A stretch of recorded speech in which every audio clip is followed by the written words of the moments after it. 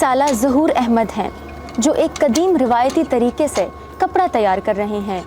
इनका ताल्लुक पाकिस्तान के छोटे से गांव मानकोट, तहसील कबीरवाला से है।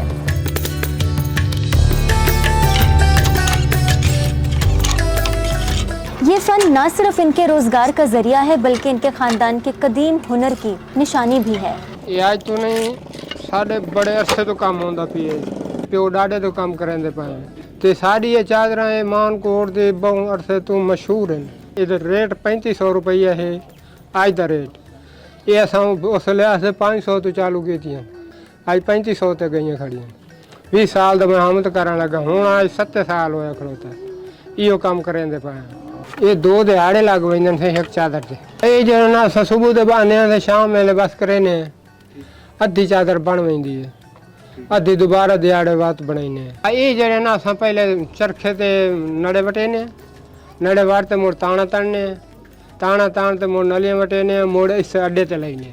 ये सही तोड़ छड़ेने, इदू ते कपड़ा वलींदा है। ये हथ होंदा है सट लावण वास्ते, कपड़ा बहावण वास्ते, सेट करन वास्ते। ये रच साडा होंदा है, ये साडे नड़ा होंदा है। ये साडे जो ना नाल होंदी है ते नलियां गाते ते इस्तेमाल करे ने। इत्थे सही हाथी इस्तेमाल होंदे, पैरी इस्तेमाल होंदे, अखी इस्तेमाल होंदे, सारा निज़ाम चलदा है। बस असां बुढ़ड़े बने ते असां करें, जवान बंदा इत्थे बह नहीं सकदा। वो आता है असां तो मरने आ जाए बह बह ते। मशीनी सही जो है ना वो हौली चादर होंदी, ओदा जो है ना ताकत घट होंदी है। इसकी ताकत ज़्यादा होंदी है, नाल मजबूत ज़्यादा होंदी है, गर्म ही ज़्यादा होंदी है। ज़हूर अहमद का सदियों पुराना चरखा तो अब टूट चुका है। उन्होंने उसे बनवाने की कोशिश तो बहुत की, लेकिन मालूम हुआ कि चरखा बनाने वाले लोग अब जिंदा नहीं रहे।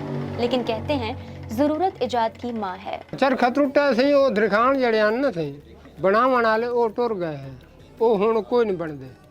हुण असां उस हिसाब से बनाए से भाई मोटरसाइकिल वाला रेम है ना जड़े थे, वो जड़े ना पूरा आ गया हिसाब से, असां वा वो चला देता है।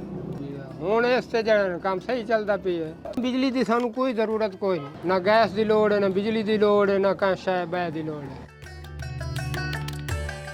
ਉਹ ਜਿਹੜੇ ਨਾ ਇਹ ਨੜੇ ਨੇ, ਇਹ ਜਿਹੜੇ ਤੇ ਇਹ ਨੜੇ ਦੇ ਉੱਤੇ ਉਹਨਾਂ ਜਿਹੜਾ ਨਾ ਮਾਲ ਮੁਲਤਾਨ ਨੂੰ ਲਾਇਆ ਹੈ, ਉਹਨਾਂ ਦੇ ਉੱਤੇ ਚਰਖੇ ਤੇ ਝਾੜ ਤੇ ਉਹਨਾਂ ਇਹ ਭਰੇ ਬਾਹਰਤੇ ਬਾਤ ਉਹਨਾਂ ਜਿਹੜਾ ਨਾ ਤਾਣਾ ਤਣਿਆ ਲੰਬਾ ਕਰਦੇ ਤਾਣਾ ਤਾਣਿਆ ਬਾਤ ਅਸੀਂ ਇਸ ਰੱਛ ਚ ਆ ਗੱਢਿਆ।